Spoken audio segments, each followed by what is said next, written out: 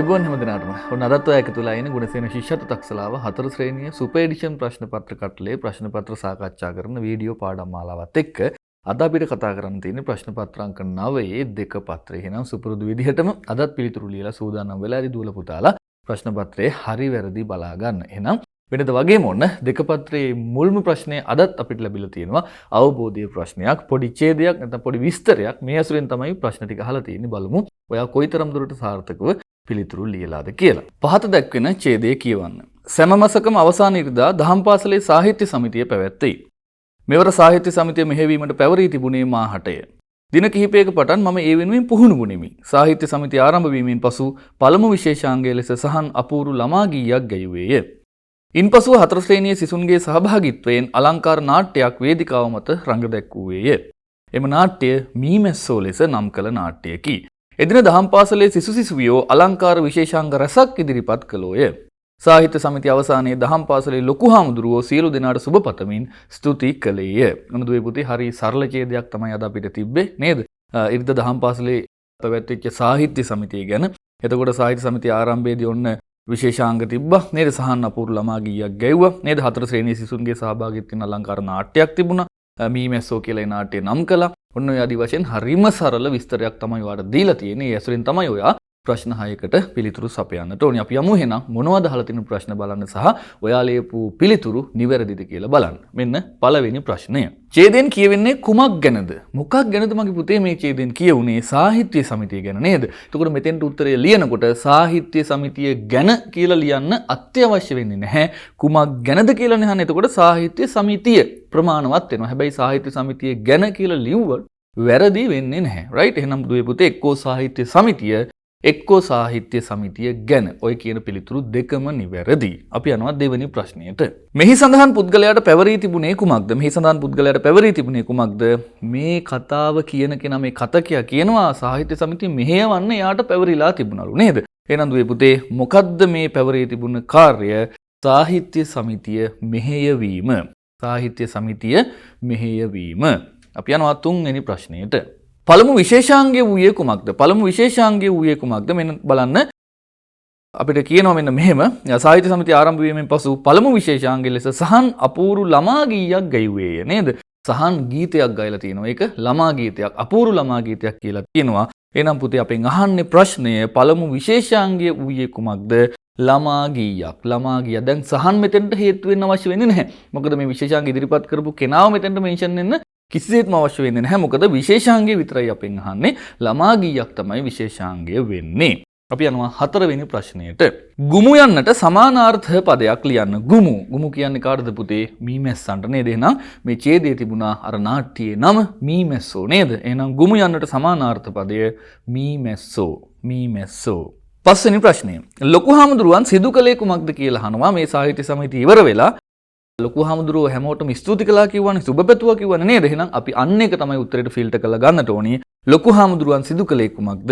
සියලු දෙනාට සුබ පතමින් ස්තුති කිරීම.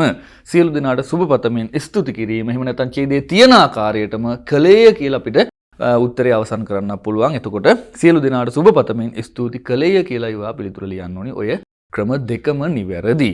අපි යනවා අවබෝධය ප්‍රශ්නයේ අවසාන කොටසට. මෙන්න 4 ශ්‍රේණියේ සිසුන් ඉදිරිපත් කළේ කුමක්ද? 4 ශ්‍රේණියේ සිසුන් ඉදිරිපත් කළේ කුමක්ද? මොකක්ද ඉදිරිපත් කළේ? නාට්‍යයක් නේද? ඒකට පොඩි විශේෂණයකුත් ඇඩ්ුණා. අලංකාර නාට්‍යයක්. අලංකාර නාට්‍යයක්. එහෙනම් දුවේ පුතේ 4 ශ්‍රේණියේ සිසුන් ඉදිරිපත් කළේ අලංකාර නාට්‍යයක්. අපි යනවා අවබෝධය ප්‍රශ්නයෙන් පස්සේ දෙවන ප්‍රශ්නයට. වර්තමාන කාල බහුවචන ක්‍රියාපදයේ තෝරා යටින් ඉරක් අඳින්න. මේ ආඛ්‍යාත නැත්නම් ක්‍රියාපදයේ වර්තමාන කාල වෙන්නත් ඕනි. ඒ වගේම බහුවචන උක්තයක් එක්ක යොදන්න පුළුවන් වෙන්නත් ඕනි. බලන්නකො පළවෙනි එක ගියෝය. ගියෝය බහුවචන වුණාට අතීත කාලයිනේ.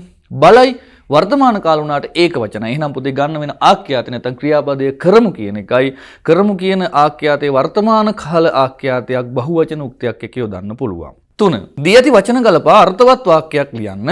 කළ සිටින්නට යුතුය නිරෝගීව ව්‍යායාම. මේ වචන පහ ගලපලා අපිට ලියන්න පුළුවන් අර්ථවත් වාක්‍යයක් මෙන්න මේ විදිහේ. නිරෝගීව සිටින්නට ව්‍යායාම කළ යුතුය. නිරෝගීව සිටින්නට ව්‍යායාම කළ යුතුය. බලන්න පුතේ නිරෝගීව කියනකොට ව ඈඩ් කරන්න. ඊළඟට කළ කියනකොට ලා යන මූර්ධජ වෙන්නට ඕනි. යුතුය කියලා අවසානයේ ය නිපාතයත් ඈඩ් කරන්නට ඕනි නැත්තම් වැරදි. අපි යමු 4 වෙනි ප්‍රශ්නයට. පහත දක්වන එක් එක් වගන්තියෙහි උක්තාක්‍යාත සම්බන්ධය නිවැරදි නම් හරි ලකුණද වැරදි නම් වැරදි ලකුණද ඉදිරියේ ඇති වරහන තුල යොදන්න. 1. කිකිලිය බිත්තර රකී.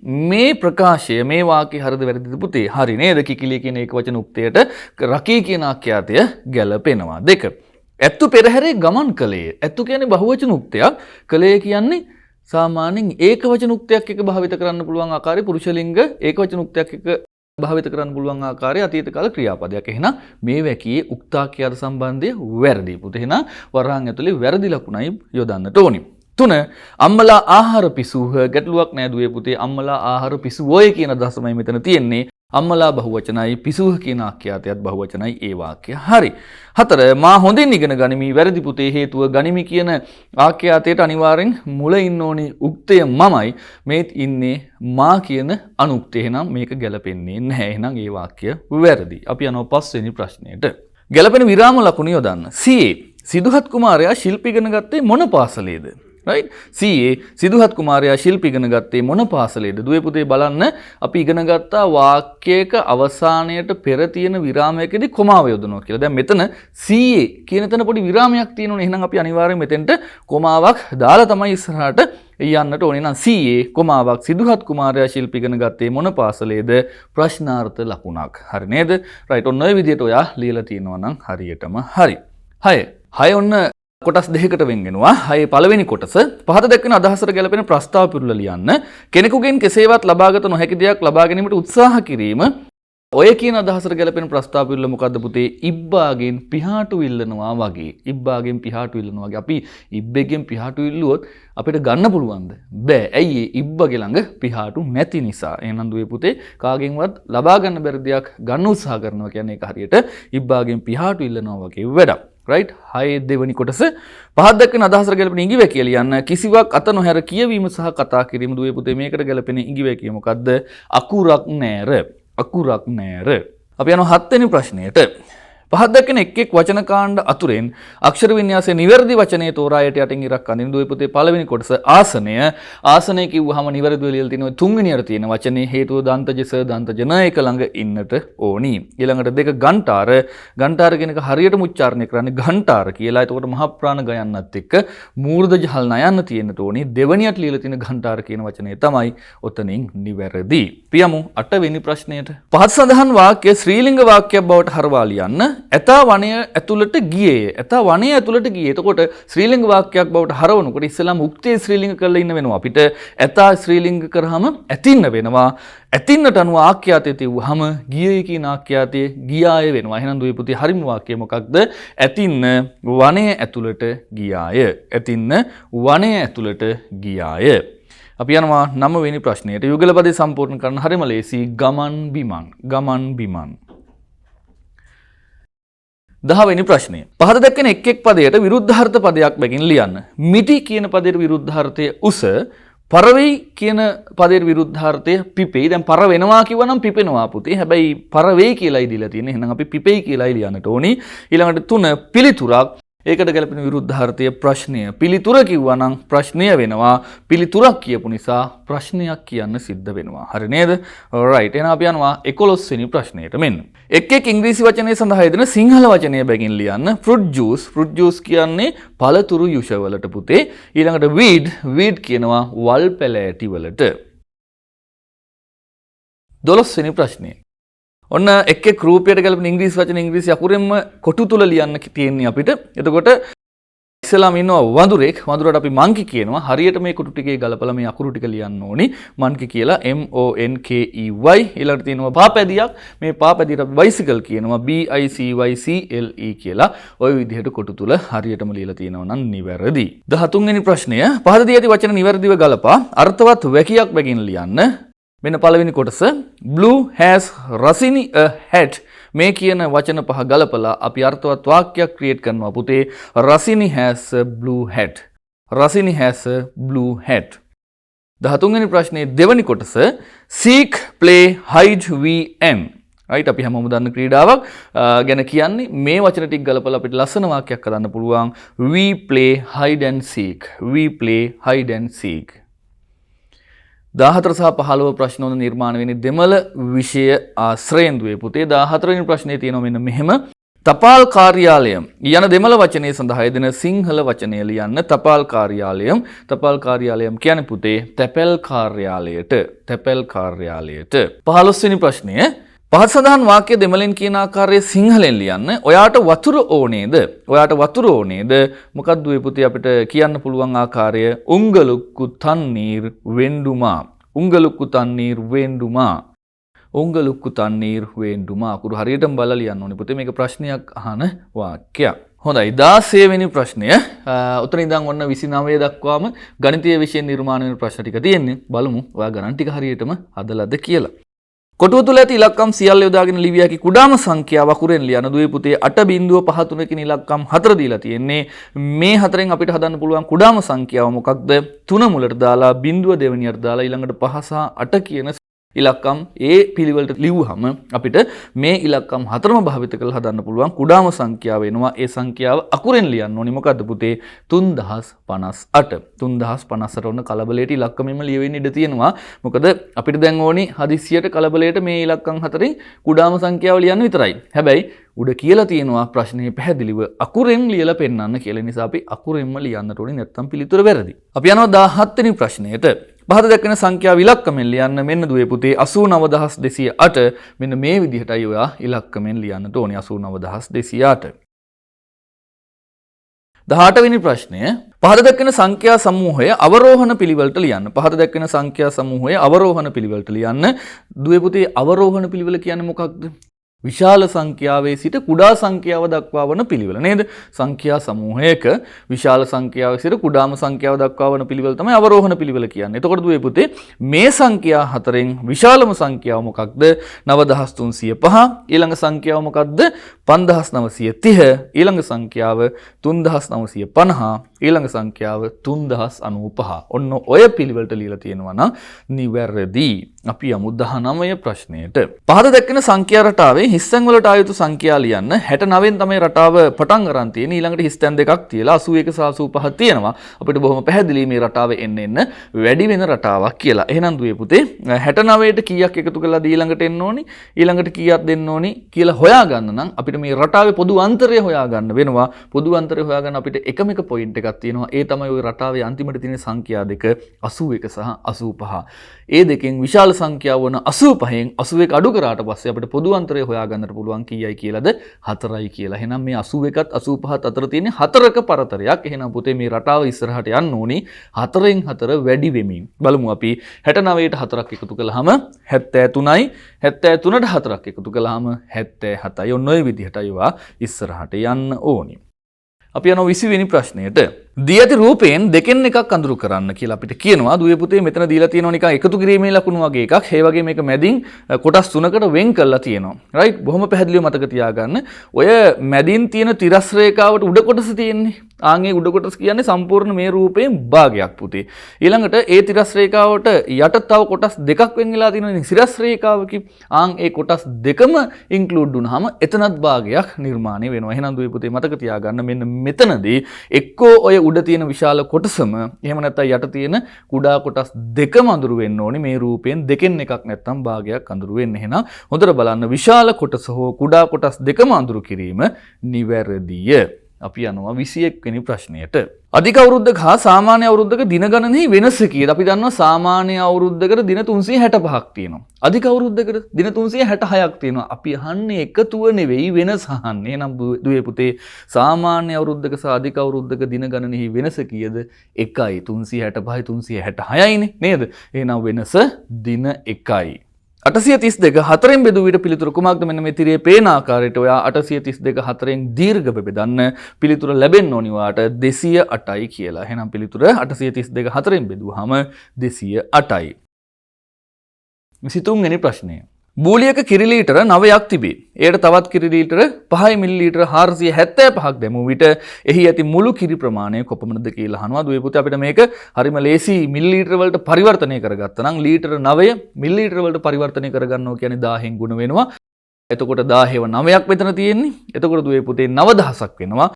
අපි 9000ට තවත් එකතු කරපු කිරි ප්‍රමාණය තියෙනවනේ ලීටර 5යි මිලිලීටර 475 මම අර කලින් කිව්වා වගේ මේ 5යි 475 අපි මිලිලීටර වලට හරව ගන්නවා 5475යි කියලා. එහෙනම් 9000ට 5475ක් මෙන්න මේ තිරේ පේන ආකාරයට ඔයා එකතු කර ගන්නවා. එතකොට අපිට ලැබෙනවා මිලිලීටර වලින් පිළිතුර 14475යි කියලා.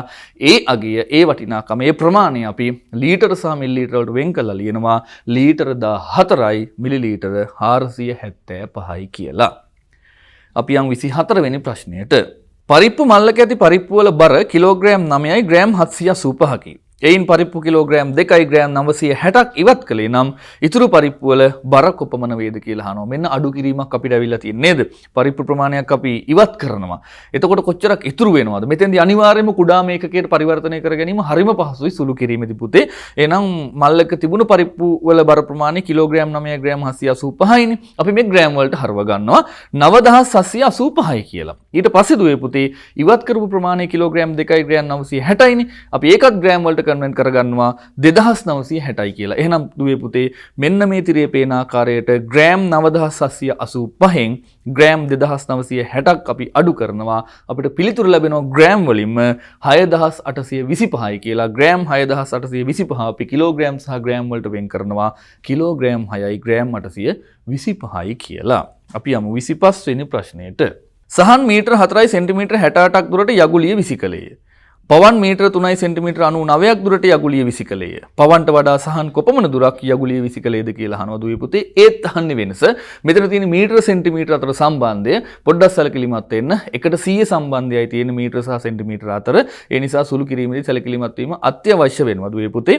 එතකොට සහන්ගේ පවන්ගේ යගුලිය විසි කිරීමේ දුරේ වෙනසනේ අපෙන් අහන්නේ. නම් වැඩිපුරම දුරට යගුලිය විසි කළේ කවුද? සහන්. ආන් එයාගේ ප්‍රමාණය සෙන්ටිමීටර්ස් වලට අපි කන්වර්ට් කරගන්නවා. මීටර 4යි සෙන්ටිමීටර 68ට සෙන්ටිමීටර වලට පරිවර්තනය කරාට පස්සේ සෙන්ටිමීටර 468ක් වෙනවා. ඊළඟට පවන්ගේ ප්‍රමාණය දුවේ පුතේ මීටර 3යි සෙන්ටිමීටර 99යි. ඒ කියන්නේ සෙන්ටිමීටර්ස් වලින් ගත්තොත් 399යි. දැන් අපි මොකද කරන්නේ? 468න් 399 අඩු කරනවා. අපිට පිළිතුරු ලැබෙනවා දුවේ පුතේ සෙන්ටිමීටර 69ක් විදිහට. කොහොමත් සෙන්ටිමීටර්ස් වලින් තමයි අපි උත්තරය අහලා තියෙන්නේ සෙන්ටිමීටර් 69යි. 26 වෙනි ප්‍රශ්නය. ජම්බු පොකුරක ගෙඩි 4 බැගින් පොකුරු 68ක ජම්බු ගෙඩි කීයක් තිබේද කියලා අහනවා. ඔන්න දුවේ පුතේ 68 අපිට 4ෙන් ගුණ කළා තමයි මේ ජම්බු ගෙඩි ප්‍රමාණය හොයන්න වෙන්නේ. එහෙනම් 68 4ෙන් ගුණ කරාම පිළිතුර 272ක් වෙනවා. 272ක් වෙනවා. right?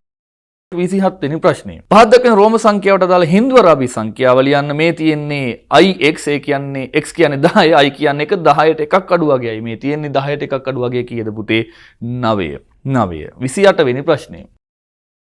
පහත දැක්වෙන්නේ වෙළඳසැලක මසක් තුල අලවි වූ සපත්තු වල වර්ණ සහ ප්‍රමාණයන්ය. ඔන්න කළු සුදු රතු නිල් කියන සපත්තු වර්ග අලවි වෙච්ච ප්‍රමාණයන් අපිට යට තීරුවේ දීලා තිනවා. අපෙන් අහනවා පළවෙනි ප්‍රශ්නය අලවි කරන ලද කළු සහ සුදු සපත්තු ප්‍රමාණය කොපමණද? කළු 878යි සුදු 684යි. මේ දෙක එකතු කරාම අපිට කළු සහ සුදු සපත්තු ප්‍රමාණය එනවා දුවේ පුතේ 1562යි කියලා. 1562යි කියලා. ඊළඟට 28 දෙක කොටස පුතේ රතු සපත්තු වලට වඩා නිල් සපත්තු කොපමණ අලවි වී තිබේද? නිල් සපත්තු 500යි රතු ඒවා 408යි. 500න් 408ක් අපි අඩු කරනවා. අඩු කරාම අපිට ලැබෙනවා දුවේ පුතේ පිළිතුර වෙනස මේ නිල් සහ රතු සපත්තු වල 92යි කියලා. පිළිතුර 92යි. අපි යනවා 29 ප්‍රශ්නයට. පහත දක්වන මිල දර්ශනය අනුව පිළිතුරු සපයන්න. සැමන් දන්තාලේප සබන් පොත් ඊළඟට කෝදු මෙන්න මේ වගේ මිල තමයි අපිට දීලා තියෙන්නේ.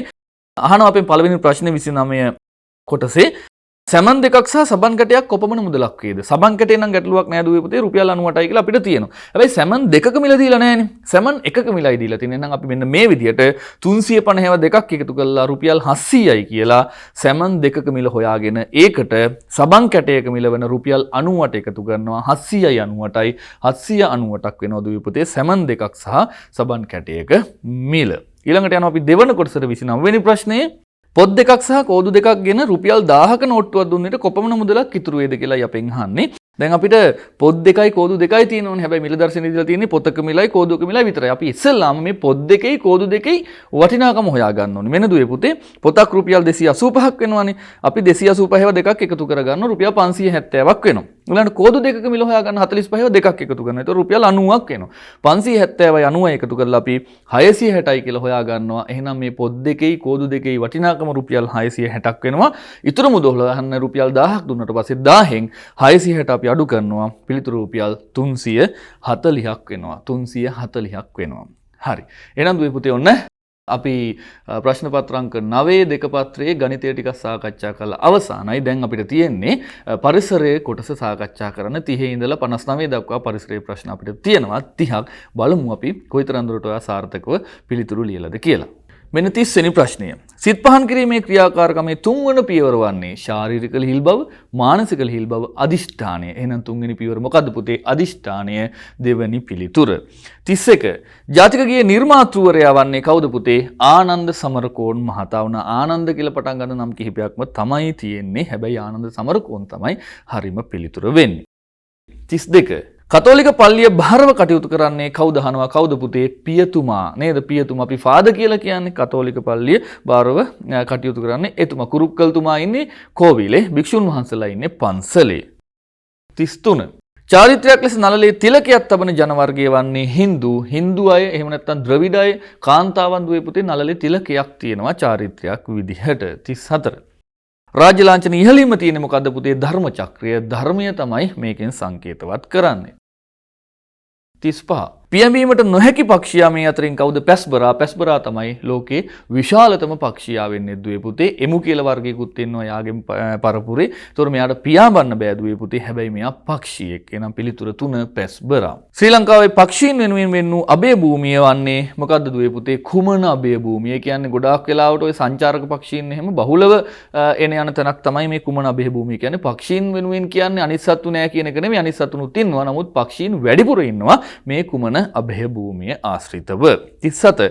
අතංගුව භාවිත කරනු ලබන කර්මාන්තයේ දුවේ පුතේ දීවර කර්මාන්තයේ. අතංගුව කියන්නේ සාමාන්‍යයෙන් රාමුවකට දැලක් සවි කරලා හදාගත්තු උපකරණයක්. මේ කුඩා මාළු එහෙම අල්ලන්න මේ අතංගුවෙන් ලේසි. මේක සරලව මතක තියාගන්න ක්‍රමයක් තියෙනවා. ඔයාලා ගෙදර මාළු ටැංකියක් තියෙනවා නම් හිතන්නකෝ. නැත්නම් මාළු ටැංකිය වුණ තරම් දැකලා ඇතිනේ. අර පොඩ්ඩක් දැලක් දාලා පොඩි රාමුවක් නිකන් අර තේ ගොට්ටක් තේ මඩියක් වගේ හදලා තියෙනවා. ඒ මාළුන් අල්ලලා ගන්න ටැංකිය සුද්ධ කරන වෙලාවට. ආන් ඒ වගේ එකක් තමයි මේ අතංගුව කියලා කියන දුවේ පුතේ භාවිත කරන්නේ දීවර කර්මාන්තයේදී. 38 වෙනි ප්‍රශ්නේ. පාසලේ සියලුම දෙනාට නොමිලේ ලබා දෙන දෙයක් නොවන්නේ පෙළ පොත්ද, ඩෙස්පුටුද, සපත්තුද? පෙළ පොත්, ඩෙස්පුටු නිදහස් අධ්‍යාපනයෙන් හැමෝටම නොමිලේ ලැබෙනවා. හැබැයි සපත්තු හැමෝටම දුවේ පුතේ නොමිලේ ලැබෙන්නේ නැහැ. පිළිතුර 3. පලාවර්ග පිසීමේදී සැලකිලිමත් යුතු කරුණක් වන්නේ මොකක්ද? කැපීමට පෙර සේදීම. සාමාන්‍යයෙන් කපලා පස්සේ හොදනවා. කැපීමට පසු සේදුවොත් මොකද්ද වෙන්නේ? අර ඒ වගේ තියෙන පෝෂක කොටස් සේදිලා යන්න පුළුවන්. කැපීමට පෙර සෝදනවා කියන්නේ කපන්න කලින් හොදනවා. හේදුවට පස්සේ තමයි කපන්නේ. එතකොට පෝෂක කොටස් හේදිලා යන්නේ නැහැ පුතේ. පිළිතුර 2. කැපීමට පෙර සේදීම. 40. මේ අතරින් දේශීය පළතුරක් වන්නේ මොනවද දුවේ පුතේ? මාදන්. ඇපල්, ඩ්‍රැගන් ෆෘට් දෙකම විදේශීය පළතුරු වල තමයි අයත් වන්නේ. 41. ආහාර අපතේ යාම වළක්වා ගැනීමට අපට කළ හැකි දෙයක් වන්නේ මොකක්ද දුවේ පුතේ? ප්‍රමාණවත් තරම් බෙදා ගැනීම. වැඩිපුර ආහාරයට ගැනීමවත් දිනකට එක් වේලක් විතරක් කනවා ආහාර පරිස්සම් කරගන්න ඕනේ කියලා. ඊටු වේල් දෙක නොකා ඉන්නවා. ඒක සුදුසුයිද? නෑ පුතේ. අපි කන වේලාවට කන්න ඕනේ. හැබැයි ප්‍රමාණවත් තරම් බෙදා ගන්න ඕනේ. නැත්නම් අපි බෙදාගෙන පිඟානෙන් භාගයක් කලිතුරු භාගෙම වීසි කරන්න පුරුදු වෙනවා. ඒක සුදුසු දෙයක් නෙවෙයි. පිළිතුර 3. ප්‍රමාණවත් තරම් බෙදා ගැනීම. 42. රතුකුරුස සංවිධානය යනුවෙන් හඳුන්වන්නේ මොකක්ද දුවේ පුතේ? ලෝකයේම ක්‍රියාත්මක මිනිසුන්ට ආරක්ෂාව සපයන ආයතනයක්. මේක මුළු ලෝකෙම ක්‍රියාත්මකයි. අපේ රටේ තියෙනවා රෙඩ් ක්‍රොස් කියලා කියන්නේ. තේරුණා නේද? සාමාන්‍යයෙන් ඕනිම විපතකදී, කරදරයකදී, යුද්ධයකදී ඒගොල්ලෝ මැදිහත් වෙලා මිනිසුන්ගේ ආරක්ෂාව වෙනුවෙන් ක්‍රියා කරනවා. එහෙනම් පිළිතුර 1. 43. ක්ලෝරින් යනුවෙන් හඳුන්වන්නේ ජලය පිරිසිදු කරන රසායනික ද්‍රව්‍යයක්. මේ වෙනකොට ඔයත් මමත් මේ ක්ලෝරින් මිශ්‍ර ජලය තමයි දුවේ පුතේ බොහෝ විට බොන්නේ. මම නම් කොහොමත් එහෙමයි. මොකද නල ජලය භාවිත කරන හැමෝම අනිවාර්යෙන් මේ ක්ලෝරින් මිශ්‍ර ජලය තමයි බොන්නේ. ඔයාලා ගෙදර ටැප් ලයින් එකක් තියෙනවා නම් පාරේ එන ජල නල පද්ධතිය ගන්න ගන්න අනිවාර්යෙන් මේවා පිරිපහදු වෙන්නේ මේ ක්ලෝරින් හරහා දුවේ පුතේ. ජලය පිරිසිදු කරන රසායනික දෙයක් තමයි, රසායනික ද්‍රව්‍යයක් තමයි මේ කියන ක්ලෝරින්. අපි යනවා 44ට. ජලය දූෂණය වන ක්‍රමයකි මොකද්ද? කසල බැහැර කිරීම. දියඇලි ගලා ගියත් වර්ෂාව ලැබුණා දුවේ පුතේ ජලය දූෂණය වෙන්නේ නැහැ. හැබැයි කසල බැහැර කරොත් ජලය දූෂණය වෙනවා. 45. භෝගවලට වැළඳෙන රෝගයක් නොවේ විවිධ වෛරස් රෝග කොළ කොඩවීම පීදීම දුවේ පුතේ වෛරස් රෝග සහ කොළ කොඩවීම කියන්නේ රෝග. හැබැයි පීදෙනවා කියන්නේ භෝගවලට වැළඳෙන රෝගයක් නෙවෙයි. 46. හේන් වගාව සඳහා සුදුසු බිමක් තෝරා ගැනීමෙන් පසු මුලින්ම සිදු කරන්නේ මොකක්ද? බිම කෙටීමද, සීසෑමද, ගිනි තැබීමද? දුවේ පුතේ මේ අතරින් කරන්නේ ගිනි තැබීම. රයිට්? සාමාන්‍ය ගිනි තියන්න කලින් අපි වල් කොටලා සුද්ධ කරගන්න ඕනි. ඊට පස්සේ තමයි ගිනි තියලා බිම කොටන්න පටන් ගන්න. ඊට පස්සේ තමයි ඉතුරු වැඩ ටිකට යොමු වෙන්න තියෙන. එහෙනම් මේ තුනෙන් ඉස්සෙල්ලාම කරන්නේ ගිනි තියෙන එක. පිළිතුර 3. රථවාහන ධාවනයේදී රියදුරන් විසින් සිදු කරන ලබන වරදක් වන්නේ මොකක්ද දුවේ පුතේ? වේග සීමා ඉක්මවා යාම. පළවෙනි පිළිතුර නලාව ශබ්ද කිරීම. ඒක වැරද්දක් නෙමෙයි. හැබැයි සීමාවක් නැතිව ලංකාවේ සමහර රියදුරන් නම් එහෙම නලාව ශබ්ද කරන හෝන් එක ගහනවා නේද? අවශ්‍ය දෙයටයි අනවශ්‍ය දෙයටයි හැම දෙයකම. ඒක සීමාව ඉක්මවා ගියොත් වැරද්දක්. මාර්ග නීති පිළිපදින එක ඒක හොඳ දෙයක්. එහෙනම් වේග සීමා ඉක්මවා යාම දුවේ පුතේ හොඳ දෙයක් නෙවෙයි. ඒක ඇවිල්ලා රියදුරන් කරන වරදක්. පිළිතුර 3. 48 පොදු වාහනයක දැකගත හැකි පණිවිඩයකි කාන්තාවන් සඳහා පමණි. සාමාන්‍යයෙන් පොදු වාහනවල අපේ බස්වල දුම්රියවල අපි දකින්නවද මේ සීට් ටික කාන්තාවන්ට විතරයි. වාඩි වෙන්න පුළුවන් කාන්තාවන්ට විතර. එහෙම මොකුත් නැහැනේ නේද? ඊළඟට 2 සිටගෙන යාම තහනම්. කොහෙවත් බස් එක කෝච් එක දැකලා තියෙනවා සිටගෙන යාම තහනම් කියලා. නෑ. සාමාන්‍යයෙන් අධිවේගී මාර්ගවල ගමන් කරන බස් රථවල කිසිසේත්ම හිටගෙන යන්න දෙන්නේ නෑ. රයිට්? ඒක නීතියක්. හැබැයි සාමාන්‍යයෙන් ඕක සාමාන්‍ය පොදු ප්‍රවාහන සේවය ගත්තොත් එහෙම කෝච් එක බස් එක හිටගෙන යාම තහනම් කියලා බෝඩ් එකක් කොහෙවත් ප්‍රදර්ශනය කළා නෑ පුතේ. හැබැයි මෙන්න මේ තුන්වෙනි පිළිතුර බලන්න පූජ්‍ය පක්ෂයේ සඳහා වෙන් කර ඇත. අනිවාර්යෙන් හැම බස් එකක් ගත්තොත් හැම බස් එකකම වගේ පූජ්‍ය පක්ෂයේ සඳහා වෙන් කරපු ආසනයක් තියෙනවා. ඔය නාම පූර්ව අපිට දකින්න පුළුවන්. 49. මිනිසුන් විසින් මාර්ගය වැරදි ලෙස භාවිත කරන අවස්ථාවක් වන්නේ මොකද දුවේ පුතේ? මෙන්න පිළිතුර තියෙනවා පාරට කුණු කසල දැමීම. පළවෙනි පිළිතුර පාරේ දකුණු පසින් ගමන් කිරීම. මේක වැරදියට භාවිත කරන අවස්ථාවක් නෙමෙයි. මේක හරියට භාවිත කරන අවස්ථාවක්. ඊළඟට 3 අසරණයින්ට පාර මාරු වීමට උදව් කිරීම. ඒකත් මිනිස්සු කළ යුතු දෙයක්. ඒක වැරදි දෙයක් නෙමෙයි. හැබැයි පාරට කුණු කසල දාන එක වැරදි දෙයක්. පිළිතුර 2. 50. හේන් ගොවිතැන හා බැඳුණු සංස්කෘතික අංගයක් නොවන්නේ පහන් පැලක් සැදීම, පිරිත් පැන්නිසීම, අද්දර තැලීම. පුතේ ගෙවත්ත තේමාවේදී ඔයා මේක ඉගෙන ගන්නවා.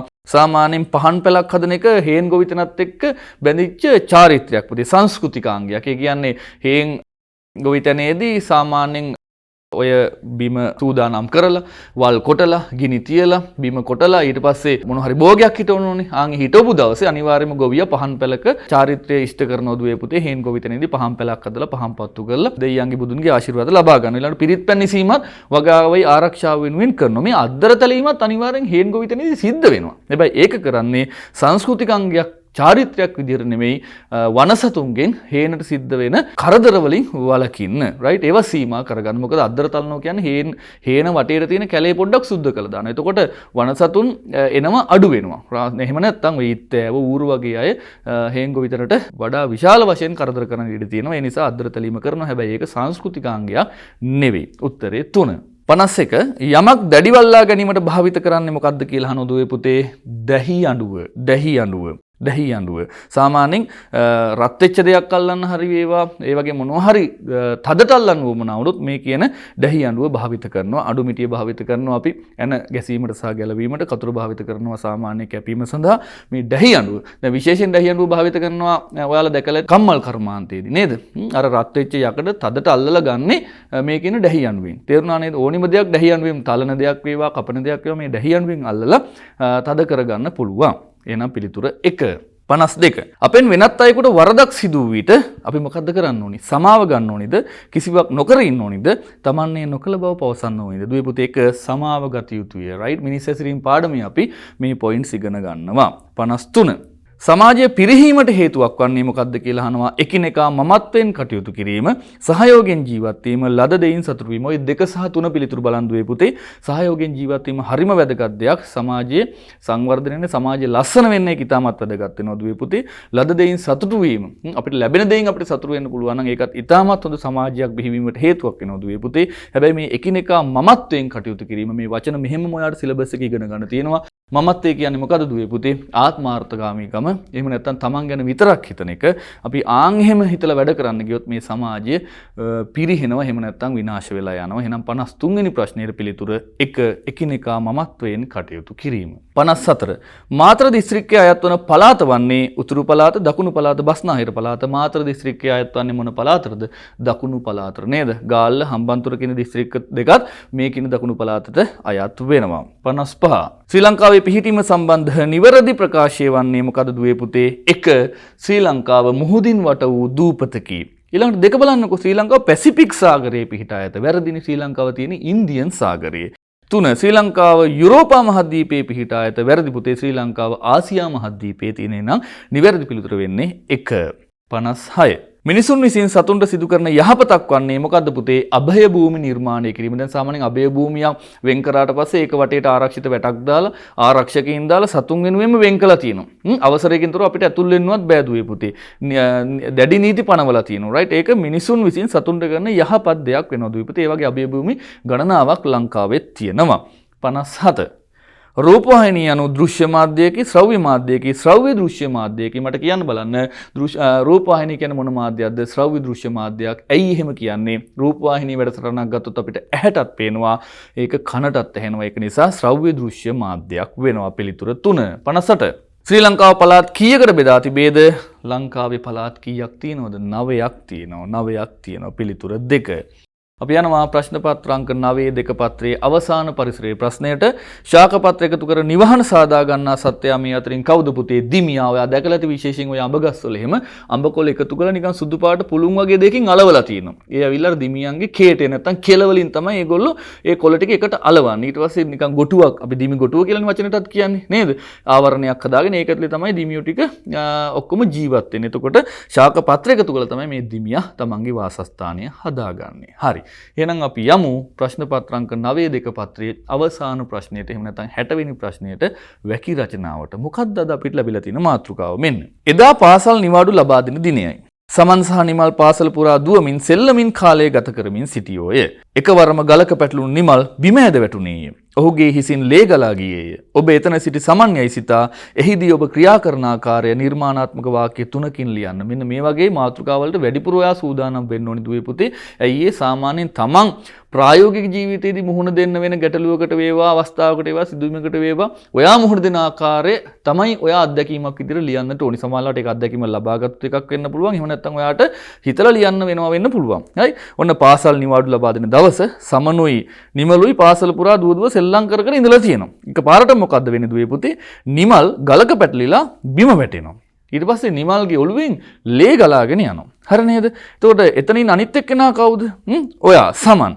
එතකොට ඔයා හිතන්න ඕනි ඔයා තමයි සමන්. ඔයාගේ යාළුවා නිමල් තමයි වැටුනේ. දැන් ඔයා එහිදී ක්‍රියා කරන්නේ කොහොමද? දැන් මේක අපි ලියන්නේ අතීත කාලයෙන්ද වර්තමාන කාලයෙන්ද? එහෙම නැත්නම් අනාගත කාලයෙන්ද? රයිට්? අනාගත කාලය කියලා එකක් සාමාන්‍යයෙන් දැන් අපි ඉගෙන ගන්නේ නැහැ. අතීත කාලේ ඊළඟට වර්තමාන අනාගත දෙකම අනතීත කාලය කියලා එකක් විදිහට ඉගෙන ගන්නවා. වර්තමාන කාලෙන් ලිව්වහම මේක අනාගතයට සහ වර්තමානයට දෙකටම වළංගු වෙනවා. තේරුණා නේද? රයිට්. දැන් බලන්නකෝ පුතේ. දැන් මේක ඔයා අතීත කාලේනේ මුලින් විස්තරේ කියාගෙන ඉන්නේ නේද? සෙල්ලමින් කාලය ගත කරමින් සිටියෝය, නිමල් බිම ඇඳ වැටුනේය, ඔහුගේ හිසින් ලේ ගලා ගියේ. දැන් මේක වෙලා ඉවරයි. හරිද? හැබැයි මේක වෙලා ඉවරයි කියලා ඔයා හිතලා ඔයා මේ වගේ අවස්ථාවකට මුහුණ දුන්නොත් ඔයා කරන්නේ මොනවද කියලා ලියන්න ඕනි. රයිට්? මේ බලන්නකො මාතෘකාව දෙන විදිය. ඔබ එතන සිටි සමන් යයි සිතා එහිදී ඔබ ක්‍රියා කරන ආකාරය නිර්මාණාත්මක වාක්‍ය 3කින් ලියන්න. ක්‍රියා කළ ආකාරය නෙමෙයි පුතේ, ක්‍රියා කරන ආකාරය. දැන් ඔයා හිතන්න ඕනි. දැන් මේවා අපි ප්‍රායෝගිකව ඉගෙන ගන්න දේවල් පුතේ. ඇයි සාමාන්‍යයෙන් අපි ඉගෙන ගන්නවා පරිසරයේ පාඩම් වලදී ආරක්ෂාව හා පරිස්සම තේමාවදී අපිට වෙන්න පුළුවන් අනතුරු. එහෙම අනතුරක් වුණාම අපි ඒවට ෆේස් කරන්නේ කොහොමද කියලා නේද? ඒ වගේ ප්‍රායෝගික අත්දැකීමක් ඔයා මෙතෙන්ට ඔන්න ලින්ක් කරගන්න ඕනි අනිවාර්යයෙන්ම. දැන් ඔයා මෙතන හිටියා, ඔයාගේ යාළුවා වැටුණා, ඔළුවෙන් ලේ ගලාගෙන ගියා. දැන් ඔයා මොකද කරන්නේ? ඔයා හිතන්න ඔයා මොනවද කරන්න කියලා. ඔයාලට කරන්න පුළුවන් මොනවද? අර පරිසරයේ පාඩම් වල ඉගෙන ගත්තොත් මෙතෙන්දි වැදගත් වෙනවා. මෙන්න බලන්න. මම ඔයාට ආදර්ශ වාක්‍ය කිහිපයක් දෙනවා. මෙන්න මගේ පළවෙනි ආදර්ශ වාක්‍යය. මම හැකියක්මනින් අසල සිටින ගුරුවරයෙකුට මේ බව කීමි. දැන් ඔයාලට තනියම මේකට ෆේස් කරන්න බෑ. ඔයා ටීචර් කෙනෙකුට, ඔයා සර් කෙනෙකුට අනිවාර්යයෙන් මේක කියන්න ඕනේ නේද?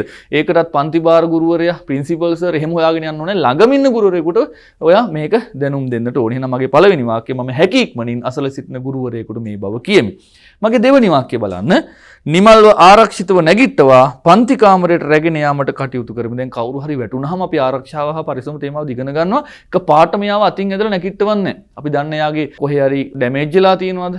දැන් අතපය කැඩිලා තියෙන්න පුළුවන්. එතකොට ඩැමේජ් එක වැඩි වෙන්න පුළුවන්. ඒ නිසා ආරක්ෂිතව නැගිටලා පන්ති කාමරයට අරගෙන යන්න කටයුතු කරනවා කියලා ඔන්න මම ලිව්වා. රයිට් මෙන්න මගේ තුන්වෙනි ආදර්ශ වාක්‍යය.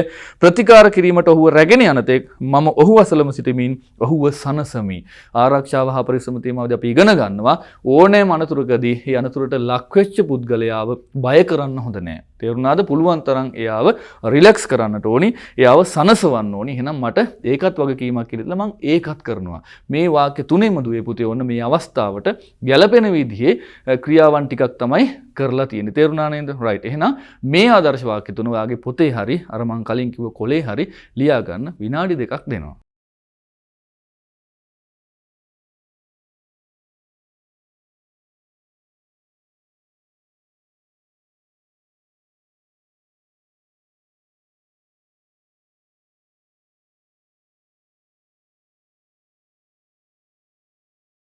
හොඳයි. ඔන්න එහෙනම් අද අපි සාකච්ඡා කරලා අවසන් කළේ සුපර් එඩිෂන් ප්‍රශ්න පත්‍ර කට්ටලේ ප්‍රශ්න පත්‍රාංක 9 දෙක පාත්‍රය. තව තියෙන්නේ එකම එක පේපර් එකයි. ඊට පස්සේ අපිට යන්න පුළුවන් අපේ ස්මාර්ට් එඩිෂන් ප්‍රශ්න පත්‍ර කට්ටලයට. හරි එහෙනම් දුවේ පුතේ අපි ඉතාමත් ඉක්මනින් ප්‍රශ්න පත්‍රාංක 10ත් එක්ක එකතු වෙමු.